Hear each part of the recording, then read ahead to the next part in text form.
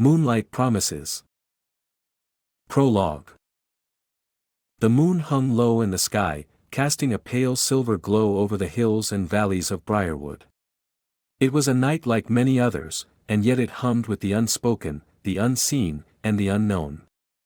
The villagers whispered of old magic that woke beneath the light of the full moon, magic older than any of them could remember.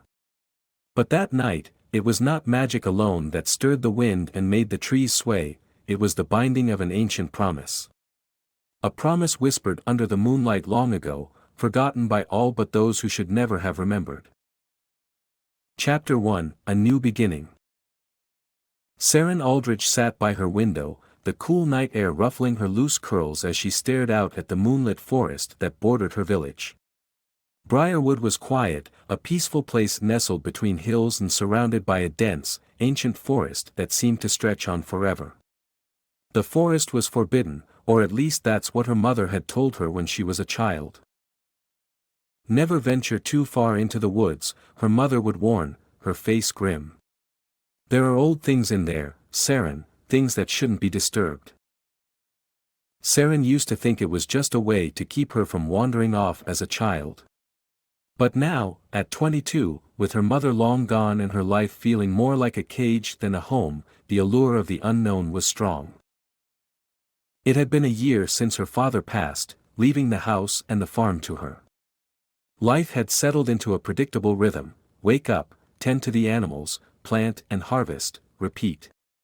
It was a life she had known for as long as she could remember, and though it was comforting in its familiarity, it was also stifling. On this particular evening, the moon was full and brighter than usual, casting long shadows across the landscape. The soft, silvery light filtered through the leaves of the trees, making them look like they were glowing from within. Saren had always felt something different about the full moon, as if it had secrets it wanted to share, but only with those willing to listen. She heard a soft knock at the door. "Saren, are you coming?" It was Elric, her childhood friend, now a blacksmith in the village. He was tall, broad-shouldered, with an easy smile that seemed to disarm everyone. But lately, there was a tension between them, something unspoken but undeniable. "Coming," she replied, tearing her gaze away from the forest and grabbing her shawl. She took one last look at the moon before heading out the door. The village bonfire was in full swing when she arrived. Every month, on the night of the full moon, the villagers would gather to celebrate the completion of another cycle. They danced, drank, and told stories. It was a tradition that had been passed down for generations. Elric was waiting for her by the fire, a pint of ale in his hand. "You look like you were lost in thought," he said as she approached. "Just watching the moon," she replied, shrugging. "You're always watching the moon," he teased, though there was a note of seriousness in his voice. Saren smiled softly. "I guess I just like the way it looks at night. It feels different." Elric nodded but didn't push further. They stood in comfortable silence for a while, watching the flames dance. As the night wore on, the village's elder, Aemon, began his usual recitation of stories, tales of ancient times, of magic and promises made under the full moon. Saren had heard them all before, but tonight, something about the way he spoke seemed to resonate with her. His voice carried over the crowd, deep and sonorous, captivating everyone in its reach. "And so it was, on the night of the full moon, that the pact was made," he said, his voice lowering to a near whisper. "A promise bound by magic older than the stones of this land. The moonlight binds, and the moonlight remembers."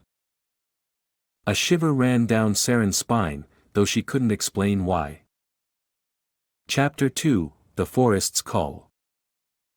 That night, Saren couldn't sleep. Aemon's words echoed in her mind, as if they were meant for her and her alone. The moonlight streamed through her window, casting an ethereal glow across her bed. Something was pulling her, calling her toward the forest, toward the unknown. Without thinking, she threw on her cloak and slipped out of the house, moving through the village like a shadow. Her feet carried her toward the edge of the forest, where the trees loomed like silent sentinels, guarding whatever mysteries lay within. The forest was forbidden, but tonight, it felt like it was inviting her in. The cool air smelled of earth and moss, and the rustling of the leaves was like a whisper in the dark. She hesitated for only a moment before stepping into the tree line. The deeper she went, the more the world around her seemed to change. The air grew heavier, thick with something she couldn't quite place. It felt like magic, like the stories she had heard as a child. The trees seemed taller, their branches reaching out as if trying to touch the sky. The ground beneath her feet was soft, almost like walking on a bed of moss. After what felt like hours, she reached a clearing.